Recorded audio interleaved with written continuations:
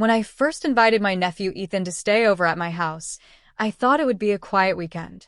My sister Rachel had called me a week earlier, explaining that she and her husband were heading out of town for a small getaway, their first in years, and they needed someone they could trust to watch Ethan. I didn't hesitate. Ethan was 12 years old, full of energy, and always had a smile on his face. I was his Aunt Claire, the one who spoiled him with milkshakes, books, and late-night movies whenever I got the chance. I figured this would be a chance to spend some quality time together. But little did I know, things would take a wild turn. On Friday afternoon, Rachel dropped Ethan off at my place. He arrived with a duffel bag, a backpack, and an excited grin. "Aunt Claire," he shouted as he jumped out of the car. I wrapped him in a hug, and Rachel laughed. "Good luck. He's been talking about this stayover all week." I waved her off. "We'll be fine.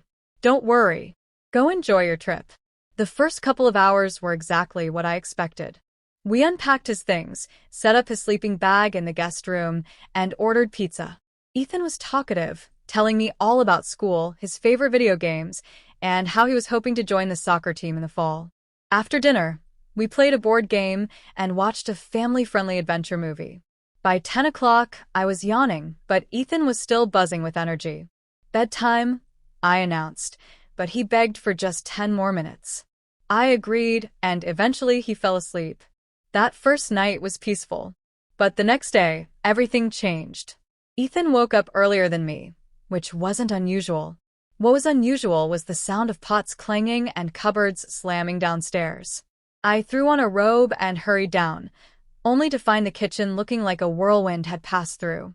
Ethan stood at the counter, wearing an apron twice his size, with pancake batter smeared on his cheek. "I was trying to make breakfast for you, Aunt Claire," he said, grinning sheepishly. The stove was on, with a pancake burning in the pan. Flour dusted the counters, and eggshells littered the sink. I laughed, even though I knew it would take me an hour to clean. "Well, Chef Ethan, looks like we've got ourselves a Saturday morning project." Instead of scolding him, I helped him finish making pancakes. He was proud of himself when we sat down to eat, and though they were a little burnt and oddly shaped, they tasted better than any I'd had in a long time. But the wildness didn't stop there. That afternoon, Ethan begged me to let him build a fort in the living room. I agreed, thinking it would keep him busy. I had no idea he meant a giant fort made from every blanket and pillow in the house. By the time he was done, the entire room looked like a miniature castle, complete with tunnels, towers, and a throne made from couch cushions. He looked at me proudly. "Want to come in?" I crawled inside, and to my surprise, it was actually cozy. We sat in there for hours, telling stories and laughing until our stomachs hurt. But then, as evening rolled around, Ethan got an idea that really turned things upside down. "Aunt Claire," he said, "can we camp outside in the backyard tonight? Like in a tent?"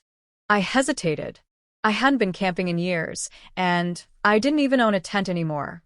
But Ethan's eyes sparkled with excitement, and I couldn't bring myself to say no. "All right," I said, "but we'll have to improvise." We grabbed the blankets from the living room fort and headed outside. With some rope, lawn chairs, and a lot of determination, we managed to set up a makeshift tent. Ethan was thrilled. We brought out flashlights, snacks, and even roasted marshmallows over the small fire pit I had in the yard. It felt magical, sitting there under the stars, listening to the crickets and telling ghost stories. But just as we were starting to settle into our blanket tent, we heard rustling in the bushes. Ethan froze. "What was that?" I tried to sound calm. "Probably just a raccoon." But when the sound grew louder, Ethan's eyes went wide. Suddenly, a neighborhood dog, Max, the golden retriever from next door, came barreling out of the bushes, wagging his tail and barking. Ethan screamed, then laughed when he realized it wasn't a wild animal. Max, of course, jumped into our tent and knocked everything over. Our blankets tumbled to the ground, and the snacks spilled everywhere. By the time I got Max back to the neighbor's yard, Ethan and I were both laughing so hard we could barely breathe. That night, instead of staying outside, we ended up sleeping in the blanket fort back in the living room. The next day, Sunday, was supposed to be calm. But once again, Ethan had other plans. He convinced me to take him to the park, where he challenged me to race him on the playground's climbing wall. I hadn't done anything like that in years, but I gave it a try. Halfway up, I realized how out of shape I was. Ethan, of course, zipped up to the top like a pro and cheered when I finally made it. Later, we bought ice cream, and Ethan managed to spill half of his cone on his shirt. He laughed it off, telling me, "That's what extra napkins are for." By the time Rachel came to pick him up that evening, the house looked like a disaster zone. There were still pancake stains in the kitchen, blankets covering the living room, and muddy shoes by the back door. But when Ethan hugged me goodbye, he whispered, "This was the best weekend ever."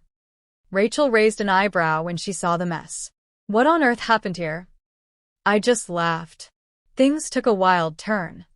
After they left, I sat on the couch, exhausted but smiling. I hadn't realized how much I'd needed that weekend.